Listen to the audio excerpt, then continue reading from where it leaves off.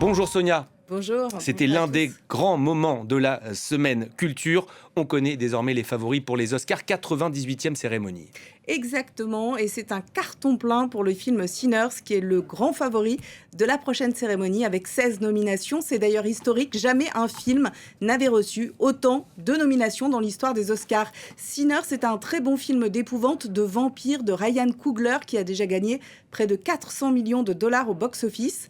Michael B. Jordan, meilleur acteur, meilleure réalisation pour Ryan Coogler et meilleur film parmi les nominations, son histoire. En 1932, dans le Mississippi, les jumeaux Smock et Stack Moore reviennent dans leur ville natale pour y ouvrir une taverne aux allures de cabaret avant de se heurter à une invasion de vampires. Extrait de la bande-annonce. Écoutez, c'est pas une soirée guindée. Vous voulez picoler? Vous voulez transpirer jusqu'en puer? Si tu pactises avec le diable, un jour tu le retrouveras devant chez toi. On a un problème là. Qu'est-ce qui se passe, bordel? On a entendu parler d'une petite fête. Ce monde vous a déjà laissé pour mort. Avec moi, vous pourriez échapper à votre sort. On n'a pas besoin d'être sauvés. Oh que si. Et vous êtes? Je suis votre porte de sortie. Faut pas pleurer. Il va mieux maintenant. Et Sinners est suivi de près par le film Une bataille après l'autre de Paul Thomas Anderson qui compte 13 nominations. Un thriller politique avec beaucoup d'action porté par Leonardo DiCaprio et Sean Penn. Il est nommé dans les catégories les plus importantes, meilleur film, réalisateur, acteur, actrice. Il a déjà dominé les Golden Globes, ce qui est souvent bon signe. C'est donc un duel qui s'annonce entre ces deux films. Et puis derrière, on dénombre 9 nominations chacun pour Frankenstein, Valeurs sentimentales et Marty Suprême. Bon, parlons de Marty Suprême avec Timothée Chalamet, peut-être donc Oscar du meilleur acteur.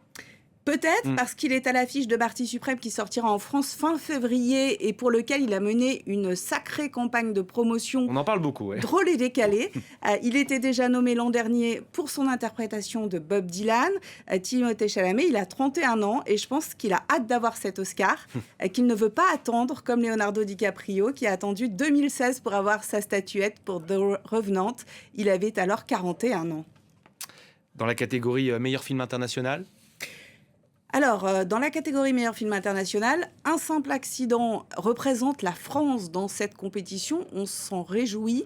C'est un film du réalisateur iranien Jafar Panahi, condamné par contumace début janvier à 1 an de prison par les autorités iraniennes. L'Iran est sous le feu des projecteurs. Jafar Panahi fait ses films en secret. La culture n'est pas si éloignée des affaires du monde. Il a ses chances et il a été lauréat de la Palme d'Or à Cannes.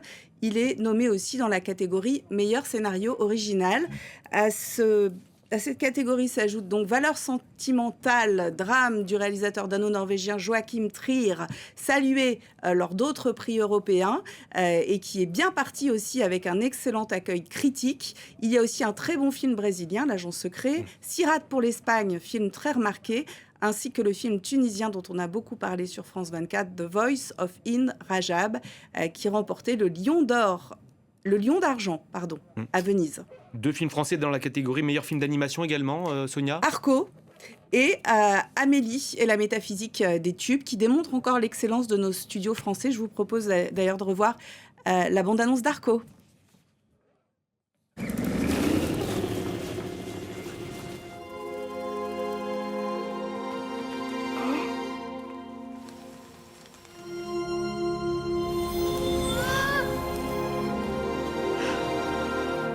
T'es qui, toi? Mickey? J'ai commencé sérieusement à m'inquiéter. Qu'est-ce que ça peut être? Aucune idée. À mon avis, c'est un magicien. Ou peut-être un ange.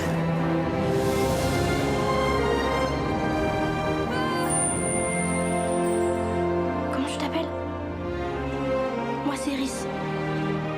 Arco, mais tu viens d'où? Voilà, et quelques nouveautés à signaler cette année pour cette cérémonie. Une nouvelle catégorie, c'est une première depuis 20 ans, celle des directeurs, directrices de casting.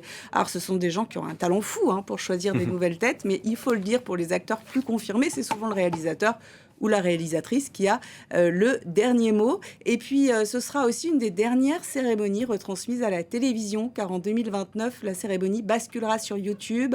Bye bye ABC, autrement dit Disney, qui l'est diffusée depuis 50 ans. Et bonjour Google, propriétaire de YouTube. Un symbole du déclin de la télévision traditionnelle face au streaming. Comme dirait un certain MC Solar, les temps changent.